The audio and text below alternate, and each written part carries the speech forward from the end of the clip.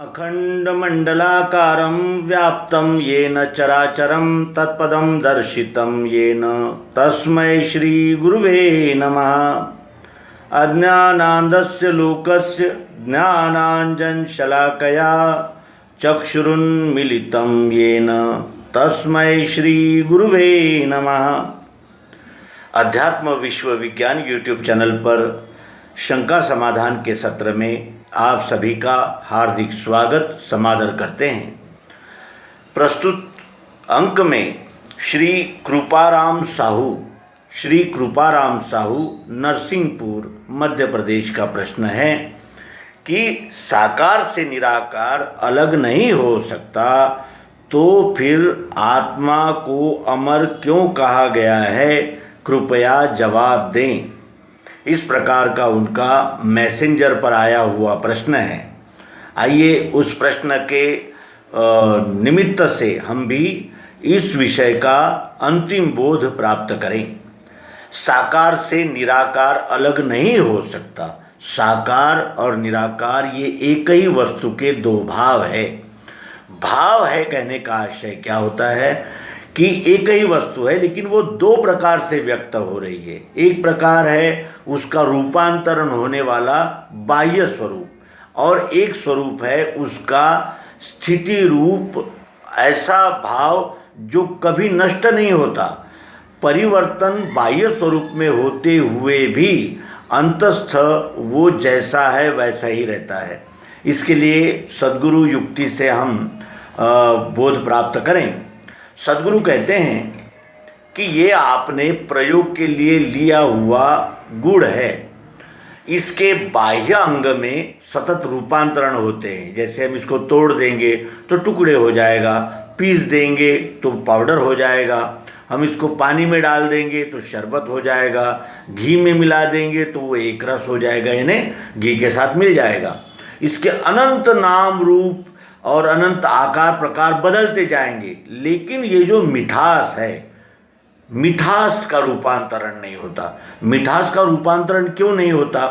क्योंकि मिठास ने ही इस आकार को धारण किया है। मिठास ही ढेला बनकर हमें दिख रही है, हमें अनुभव में आ रही है। इस ढेले में से अगर हम प्रयास करें कि मिठास निकाल लिया जाए, मिठास निकल जाए लेकिन ढेला रहे, तो हो नहीं सकता। क्योंकि मिठास को निकालते ही ढेला रहेगा ही नहीं, क्योंकि ढेला तो मिठास का ही है। और यदि हम कहें कि केवल आकार निकाल लें और मिठास रहे, वो भी नहीं हो सकता, क्योंकि मिठास से आकार अलग नहीं है, न हो सकता है। चाहे कोई कितना भी बड़ा इंजीनियर हो, कितना भी बड़ा साइंटिस्ट हो, अनुसंधान करता हो, या कोई भी हो, इस आकार से निराकार मिठास अलग नहीं कर सकता और मिठास से आकार भी अलग नहीं हो सकता। इसी का यानी प्रात्यक्षिक हम अपने आप पर भी देखें। जब हम पिता में थे तब हम ही थे, लेकिन वो अव्यक्त भाव था, व्यक्त नहीं हुए थे। फिर माता के गर्भ में आए तो भी व्यक्त नहीं थे, अव्यक्त ही थे। और अगर कोई यानी वैद्य अगर देखना चाहता तो माइक्रोस्कोप से एक कीड़े के रूप में दिखते, लेकिन कीड़ा ही हम नहीं है। उस कीड़े को देखकर कोई ये नहीं कह सकता था कि यही वो व्यक्ति है। क्यों? क्योंकि वो सूक्ष्म स्वरूप में है, बीज स्वरूप में। फिर वो माता के पेट में बढ़ने लगा, फिर बेर जैसा हुआ, फिर आंवले जैसा हुआ। इस प्रकार वो धीरे धीरे बढ़ता चला गया। तब लोग कहने लगे कि हाँ, माता के पेट में कोई न कोई गर्भ है। फिर तब भी वो अव्यक्त ही था, क्योंकि अब उसको यानी ये तो कह सकते थे कि है, लेकिन कौन है, कहाँ, कैसा है, लड़का है लड़की है, ये नहीं कहा जा सकता था। जब हम फिर गर्भाशय से जब बाहर आए तब हमें ये कहा गया कि ये लड़का है, वो लड़की है, और इस प्रकार फिर उसका नाम गांव, इस प्रकार वो धीरे धीरे उसका अस्तित्व व्यक्त हुआ। उसके बाद छोटे थे तब भी हम ही थे, फिर बड़े हुए तब भी हम ही थे, उसके बाद फिर और बड़े हुए तब भी हम ही थे, अब भी हम ही हैं। और जब हम यानी शरीर का रूपांतरण होगा तो किसका होगा? हमारा ही होगा। तो क्या हम और वो जो आकार है वो अलग हो सकते हैं? नहीं हो सकते। इसीलिए भगवान श्री कृष्ण जी कहते हैं कि आत्मा अमर है, आत्मा कभी नहीं मरता, नहीं इसे कोई जला सकता है, नहीं इसे कोई भिगा सकता है, इसका कभी नाश होता ही नहीं, क्योंकि ये कहीं आता नहीं और कहीं जाता नहीं। यानी ये इस तरह समझा जा सकता है कि जैसे सूरज कहीं आता नहीं कहीं जाता नहीं, लेकिन दिखता है कि वो पूरब से उगा है और पश्चिम में ढल जाता है, तो क्या सूरज ढल जाता है? सूरज अगर ढल गया होता तो फिर दूसरे दिन कौन आता है? कहने का आशय यह है कि पृथ्वी, जल, अग्नि, वायु, आकाश, ये सतोगुण, रजोगुण, तमोगुण इस क्रिया शक्ति के आधार पर रूपांतरण पाते रहते हैं, इनका नाश भी नहीं होता। नाश तो कहीं किसी बात का नहीं होता। ये शरीर का भी जब हम जला देते हैं, गाड़ देते हैं, तब भी नाश नहीं होता, केवल रूपांतरण हो जाता है। जो अब हड्डी मांस के रूप में दिख रहा है वो राख के रूप में आ जाता है। फिर हमने राख को जल में प्रवाहित कर दिया, तब भी हम ये जानते हैं कि राख इस जल में है, इसका हैपना जाता ही नहीं, और वो है ही आत्मा है। आत्मा है, स्वरूप है, अस्तित्व को आत्मा कहते हैं, जिसका कभी नाश नहीं होता। तो साकार से निराकार अलग नहीं हो सकता, ये इस दृष्टि से कहा गया है। फिर वो कहते हैं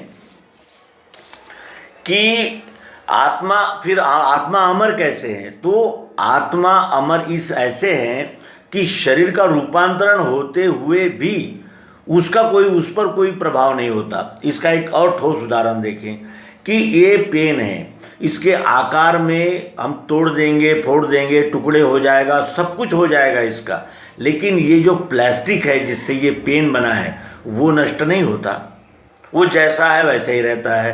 प्लास्टिक को फिर फैक्ट्री में ले जाकर दूसरी डाई में डालकर फिर इसका चम्मच भी बन सकता है, कटोरी भी बन सकती है और दोबारा पेन भी बन सकता है।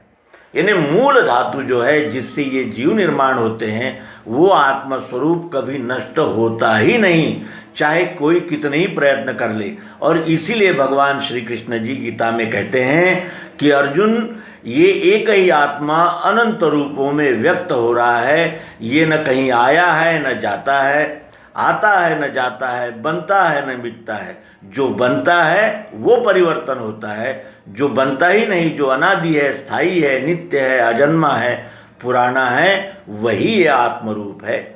और आत्मा ने ही शरीर रूप धारण किया है। शरीर में रहकर आत्मा कार्य करवाता है, करता नहीं।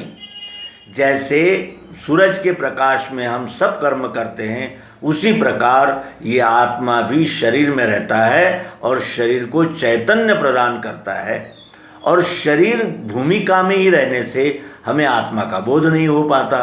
आत्मा को जानने के लिए सद्गुरु योग युक्ति का ही सहारा होता है, और सद्गुरु योग युक्ति को पाकर ही आत्मा के अमरत्व का हम अनुभव कर पाते हैं।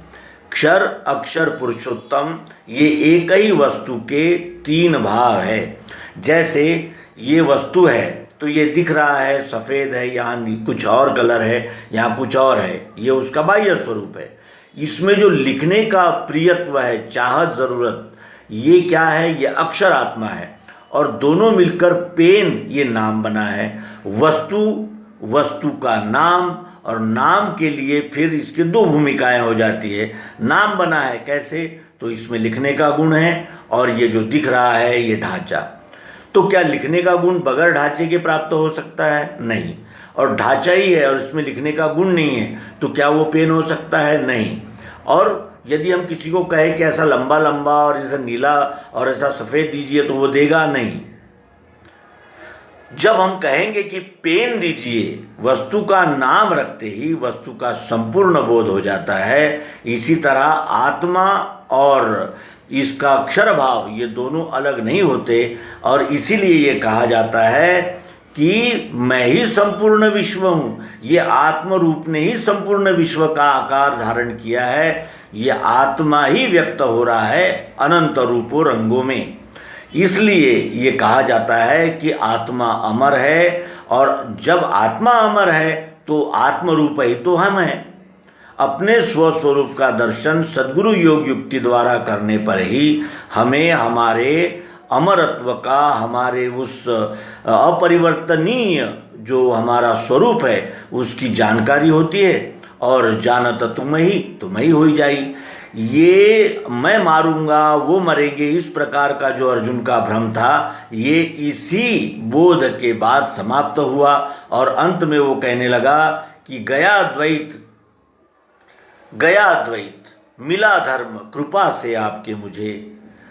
तो ये सद्गुरु कृपा से प्राप्त युक्ति है। आप भी अध्यात्म विश्व विज्ञान यूट्यूब चैनल पर सर्वांग योग दिव्य दृष्टि अंकों को देखें, जानें और अपने जीवन को आत्मरूप को जानकर कृतकृत्य करें। हम सब एक ही मार्ग में लगे हुए हैं और इसी का बोध लेने के लिए अध्यात्म विज्ञान ये अनुसंधान आपके समक्ष सद्गुरु प्रस्तुत करते हैं। इसको विश्लेषण के द्वारा आत्मसात करना यही हमारा कार्य है। और ये आत्मसात होते ही फिर अनन्य भाव से हम विश्वरूप परमात्मा की सेवा में लग जाते हैं। यही इस विद्या का परम लाभ है। और अनन्यता प्राप्त होते ही गया द्वैत मिला धर्म। तो इतना कहते हुए इस शंका समाधान सत्र में हार्दिक धन्यवाद और आपके प्रेम का हार्दिक शुभकामना देते हुए कृतज्ञता व्यक्त करते हैं। नर्मदे हर, सद्गुरु भगवान की जय।